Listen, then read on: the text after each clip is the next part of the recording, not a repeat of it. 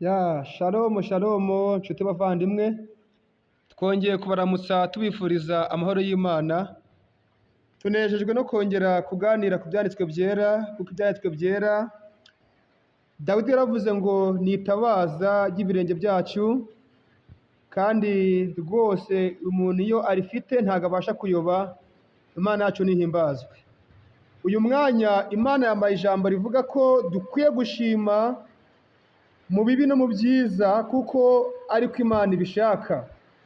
Abantu benshi bakunda gushima Imana mu byiza gusa, ari uko bariye, ari uko bambaye, ari uko babyaye, ari uko Imana yakoze ibinezeza imitima yabo. Ariko nje kukubwira ko Imana inezezwa no kukubona uyishima muri bya bintu twita ko ari ibigeragezo, twita ko ari ibibazo. Imana inezezwa no kubona ufite umutima wo kuyereka ko nubwo biriho, ariko ko Imana ikibereye amashimwe, ikibereye gushimwa. Imana nihimbazwe. Bibiliya iyo usomye mu maganya ya Yeremiya ibice 3 n'umurongo wa 31, haravuga ngo kuko Uwiteka atazagira ubwo areka umuntu iteka, naho yababaza umuntu ariko azamugirira ibambe, nk'uko imbabazi ze nyinshi zingana, kuko atanezezwa no kubabaza umuntu cyangwa kumutera agahinda. Imana, haleluya, naho yakubabaza ntabwo izakubabaza iteka, kuko Imana yemera ko tubinyuramo ibitubabaza imitima, yemera ko tunyura mu bidushengura, yemera ko Imana inyura mu kigeragezo, ariko ibigira ngo nukivamo uzakivemo uri izahabu nziza itunganyijwe. Imana nihimbazwe. Imana yemera ko unyura mu bibazo, unyura mu ngorane, unyura mu bigukomeretsa umutima, ariko Imana ibigira ngo aho ngaho naho hahandi wahuye n'impanuka, aho wacuruje n'ibyemere, aho wagerageje amahirwe n'ibikunde, Imana naho ikeneye ko uyiha icyubahiro, uyibwira ngo ni Imana nyamana. Icyambere ukwiye gushima Imana, kubera ko Imana ni Imana yonyine itagira ikindi ibangikanwa nacyo.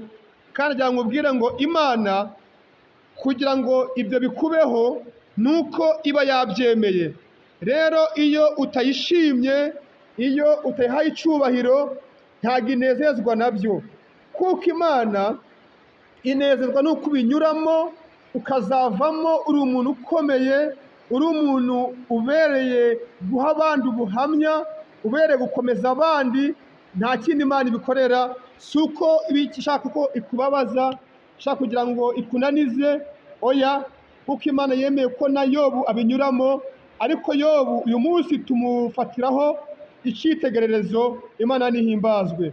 Twasomye ngo kuko Imana itazagira ubwo ireka umuntu iteka, naho yababaza umuntu ariko izamugirira ibambe. Imana nishimwe cyane.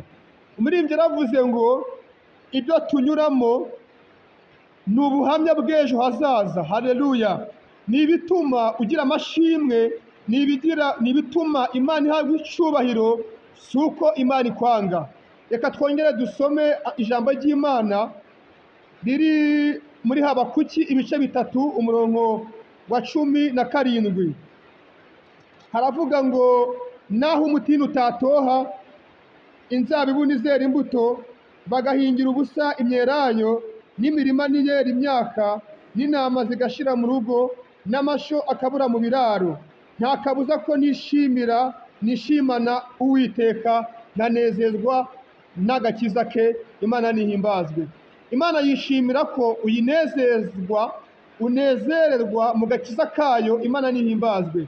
Naho imitini itatoha, naho akazi kabura, naho inama zashira mu rugo, naho twahingira ubusa, naho twaba abashumeri, ariko Imana, haleluya, ni Imana ikwiye gushimwa, ni Imana ikwiye guhimbazwa, ni Imana ibereye amashimwe. Ntabwo byoroshye ko umuntu ashima Imana mu bibi, ariko itegeko ry'Imana, Imana yishimira ko aho ngaho uri, aho uri hose ukwiye gushima Imana. Imana nihimbazwe.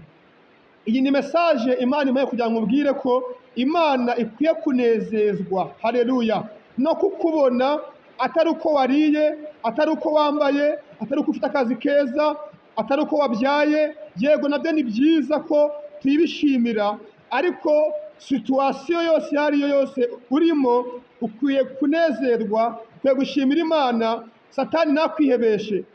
Akenshi iyo gushima kubuze ku muntu, haza amaganya, haza kwivovota, haza gutuka Imana. Niyo mpamvu Imana igusaba biciye mu ijambo ryayo, biciye mu byo yandikishije. Dusomye Bibiliya itwereka ko Imana inezezwa no kubona mu kigeragezo urimo, mu ntambara urimo, upfukamye uyiha icyubahiro, uvuga ngo Imana iracyari Imana yo kwizerwa, Imana iracyari Imana yaremye ijuru n'isi, Imana iracyari Imana ntaho ndi guca mu ibi ngibi, ariko Imana iracyari yo kubahwa.